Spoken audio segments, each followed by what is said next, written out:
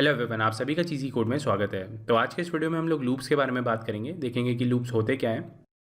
JavaScript में different variations हैं loop को इंप्लीमेंट करने के लिए। इस वीडियो में हम लोग वाइल लूप और डू वाइल लूप के बारे में बात करेंगे। तो शुरू करते हैं हमारा लेक्चर।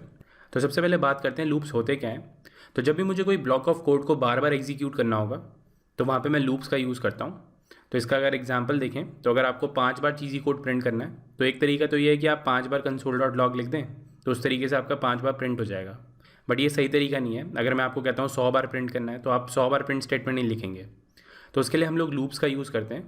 तो लूप्स में हम लोग क्या करते हैं कि बता देते हैं कि 10 बार लूप करना है या 50 बार लूप करना है, तो वो एक ब्लॉक ऑफ कोड को बार बार एग्जीक्यूट कर देता है। तो सिंपल कॉन्सेप्ट है, आपको कुछ सेट ऑफ स्टेटमेंट्स को मल्टीपल टाइम्स एग्जीक्यूट करना होगा, तो वहाँ पर हम लोग लूप्स लगाएंगे। तो इसका एक रियल लाइफ से एग्जाम्पल देखते हैं। तो सपोज़ मेरे पास ये कंटेनर है जिसमें बॉल्स भरी हुई हैं। एक रेड रंग की बॉल है और एक ब्राउन रंग की बॉल है। अब मुझे इन बॉल्स को अलग अलग करना है। रेड वाली को रेड वाले में डालना है और ब्राउन वाली को ब्राउन वाले में डालना है। तो ये काम मैं जब तक करूँगा जब तक ये कंटेनर खाली नहीं हो जाता। तो अगर आप यहाँ पे देखें तो हम लोग लूप्स का यूज़ करते हैं। मैं यहाँ से एक बॉल उठाता हूँ, उसका कलर चेक करता हूँ क्या वो रेड है या ब्राउन है। उसके बेसिस पे मैं उसको उस डब्बे में डाल दूँगा।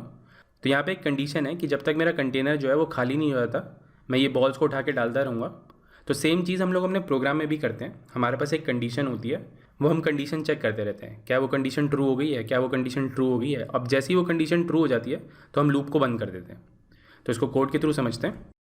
तो सपोज़ मुझे 5 बार चीज़ी कोड प्रिंट करना है, तो यहाँ पे मैं इस तरीके से कोड लिख सकता हूँ। तो यहाँ पे मैं लिखूँगा console.log हेलो चीज़ी कोड, और इसी को मैं यहाँ पे 5 बार कॉपी कर दूँगा। तो यहाँ पे आप आउटपुट देख सकते हैं 5 बार चीज़ी कोड आ गया।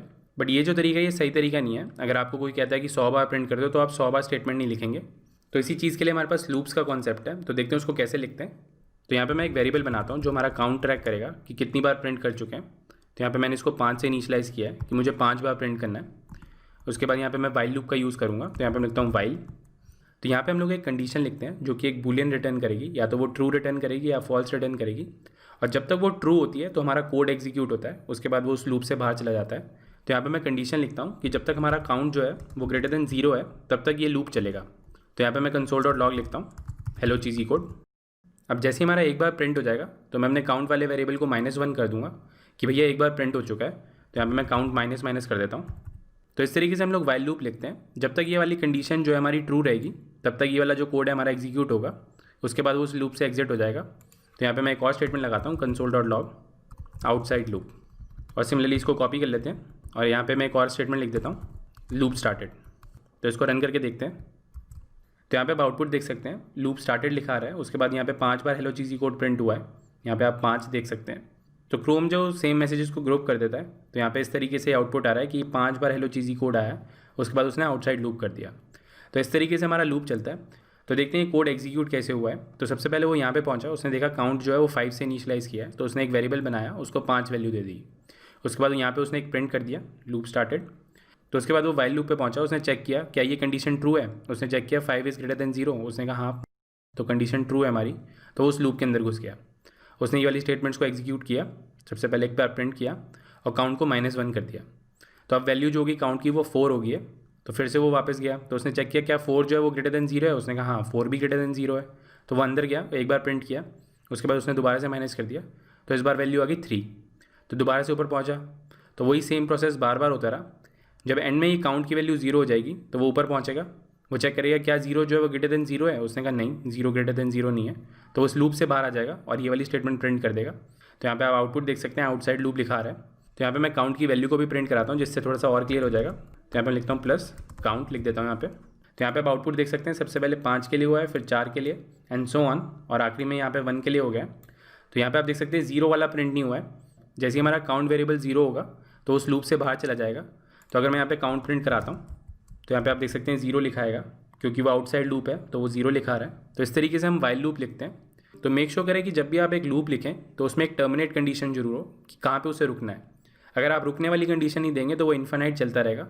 फॉर एग्जाम्पल अगर मैं इस काउंट वाली स्टेटमेंट को यहाँ पे हटा देता हूँ, इसको कमेंट कर देता हूँ यहाँ पे मैं, तो ये लूप जो है मेरा कंटिन्यूसली चलता रहेगा। तो यहाँ पे आप देख सकते हैं, तो यहाँ पे आप आउटपुट देख सकते हैं ये कंटिन्यूसली चले जा रहा है, क्योंकि काउंट की वैल्यू माइनस माइनस ही नहीं हो रही और ये कंडीशन हमेशा ट्रू ही रह रही है। तो वो चलता ही जा रहा है, वो रुक नहीं रहा है। तो मेक श्योर करें कि जब भी आप लूप लिखें तो उसमें एक टर्मिनेट कंडीशन जरूर हो जहाँ पे वो रुकेगा, वरना ये चलता ही रह जाएगा और इन्फिनाइट लूप में आपका फंस जाएगा कोड। तो इस तरीके से हम लोग लूप्स लिखते हैं। तो एक और एग्जांपल देखते हैं इसका। तो इस कोड को मैं ऐसे रिमूव कर देता हूँ। अब सपोज़ मुझे किसी नंबर का टेबल प्रिंट कराना है, तो देखते हैं वो कोड कैसे लिखते हैं। तो यहाँ पे मैं एक वेरिएबल बनाऊंगा नंबर नाम का, जिसमें हम लोग अपना नंबर स्टोर करेंगे, जिसका हमें टेबल प्रिंट कराना है। तो यहाँ पे मैं 2 का टेबल प्रिंट कराता हूँ। उसके बाद यहाँ पे मैं एक और वेरिएबल बनाऊंगा जो हमारा काउंटर मेंटेन करेगा। तो यहाँ पे मैं लिखता हूँ इंडेक्स इक्वल टू 1। तो हम लोग 1 से लूप शुरू करेंगे और 10 तक जाएंगे। तो यहाँ पे मैं वाइल लूप का यूज़ करता हूँ, while index is less than equal to 10। मतलब जब तक हमारा इंडेक्स 10 तक नहीं पहुँच जाता तब तक हमारा लूप चले। तो इस ब्लॉक के अंदर हम लोग अपना कोड लिखेंगे, जो भी हमें रिपीट कराना है वो इसके अंदर लिखेंगे हम लोग।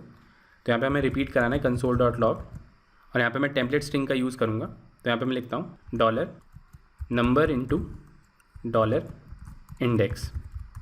तो हम लोग कुछ इस तरीके से लिखेंगे 2 इंटू 1, 2 इंटू 2, तो इस तरीके से ये लिखा जाएगा इक्वल टू, और यहाँ पे हम लोग इनका मल्टीप्लिकेशन प्रिंट करेंगे। तो यहाँ पे लिखता हूँ डॉलर नंबर इंटू इंडेक्स। तो इस तरीके से हम लोग अपनी प्रिंट स्टेटमेंट लिखते हैं। तो यहाँ पे हमने टेम्पलेट स्ट्रिंग का यूज़ किया है, उसके ऊपर एक ऑलरेडी वीडियो है, तो अगर आपको ये कॉन्सेप्ट नहीं पता तो आप वो देख सकते हैं। बट ये सिंपल कॉन्सेप्ट है, आपको एक स्ट्रिंग बनानी है जिसमें आपको वैल्यू इंसर्ट करनी है। तो आप इस तरीके से वैल्यू इंसर्ट कर सकते हैं। उसके बाद मैं इस इंडेक्स को ++ कर देता हूँ, जिससे हमारा लूप टर्मिनेट ज़रूर हो। तो क्या होगा कि वो एक बार चलेगा तो वो इंडेक्स की वैल्यू को +1 कर देगा, फिर दूसरी बार चलेगा फिर से +1 कर देगा, एंड सो ऑन। तो देखते हैं इसका आउटपुट क्या आता है। तो यहाँ पे आप आउटपुट देख सकते हैं। इस तरीके से आप एक 2 का टेबल प्रिंट कर सकते हैं। अगर मैं यहाँ पे 3 कर देता हूँ तो यहाँ पे ये 3 का टेबल प्रिंट कर देगा। तो यहाँ पे आप देख सकते हैं 3 का टेबल प्रिंट हो गया। तो ये था हमारा वाइल लूप के बारे में। उसके बाद बात करते हैं कि डू वाइल लूप क्या होता है। तो वाइल लूप और डू वाइल लूप में सिर्फ इतना सा फ़र्क है कि वाइल लूप में हम लोग कंडीशन पहले चेक करते हैं। यहाँ पे हम लोग शुरुआत में ही कंडीशन चेक कर रहे हैं कि इस लूप के अंदर घुसना भी है कि नहीं। बट डू वाइल में क्या होता है कि वो एक बार एग्जीक्यूट कर देता है आपका, उसके बाद कंडीशन चेक करता है। तो देखते हैं उसका कोड कैसे लिखते हैं।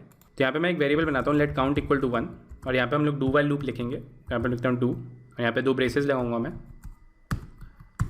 अब डू वाइल लूप में जो कंडीशन होती है वो बाद में लिखते हैं हम लोग। तो यहाँ पे हम लोग अपनी कंडीशन लिखेंगे। तो यहाँ पे मैं लिखता हूँ while count is less than equal to 5। तो इस तरीके से हम लोग अपना डू वाइल लूप लिखते हैं कि वाइल में कंडीशन जो होती है वो पहले लिखी जाती है, और डू वाइल लूप में कंडीशन जो होती है वो बाद में लिखी जाती है। तो इससे क्या होता है कि एक बार तो हमारा कोड एग्जीक्यूट होता ही होता है। तो यहाँ पे मैं console.log लगाता हूँ यहाँ पे, और इसके अंदर भी हमें अपने लूप को टर्मिनेट करना होगा। तो यहाँ पे मैं काउंट ++ कर देता हूँ। तो यहाँ पे आप आउटपुट देख सकते हैं 5 बार हेलो चीज़ी कोड आया है। तो इस तरीके से ये डू वाइल लूप काम करता है। तो जैसे कि मैंने अभी बताया कि डू वाइल लूप जो है वो एक बार तो चलता ही है। तो अगर मैं इस काउंट वाले वेरिएबल को 5 कर देता हूँ तो यहाँ पे आप देख सकते हैं ये एक बार तो चलेगा ही। तो यहाँ पे क्या हो रहा है कि वो सबसे पहले अंदर घुसा, उसने ये प्रिंट कर दिया। तो यहाँ पे हेलो चीज़ी कोड आ गया। उसके बाद उसने काउंट की वैल्यू को 6 कर दिया। अब वो यहाँ पे पहुँचा, कंडीशन चेक हुई, क्या 6 is less than equal to 5 है। उसने कहा नहीं, 6 तो 5 से कम नहीं है, तो वो ऊपर ही नहीं गया। तो इस तरीके से ये लूप चल रहा है। तो इस तरीके से हम लोग लूप्स का यूज़ करते हैं अपने कोड के अंदर। ज़्यादातर हम लोग वाइल लूप और फॉर लूप का ही यूज़ करते हैं। फॉर लूप हम लोग नेक्स्ट वीडियो में देखेंगे। डू वाइल लूप जो है वो रेयरली यूज़ होता है, बट ये कंप्लीशन के सेंस में है कि हमें पता होना चाहिए कि डू वाइल लूप काम कैसे करता है। तो आज की वीडियो को यहीं पे एंड करते हैं। अगर आपको ये वीडियो अच्छा लगा तो प्लीज़ लाइक करें। अगर अभी तक आपने हमें सब्सक्राइब नहीं किया तो प्लीज़ सब्सक्राइब करें। Thank you for watching. आपका दिन शुभ हो। धन्यवाद। ये लैंग्वेज भी सीख लो, वो लैंग्वेज भी सीख लो। जीवन एक रेस है, ऊपर चढ़ना सीख लो। हो जाए जब सब कुछ, खुद बनना सीख लो। उठा के बस्ता, नाप के रास्ता, हर कोई चला है आईटी में। आईटी में, आईटी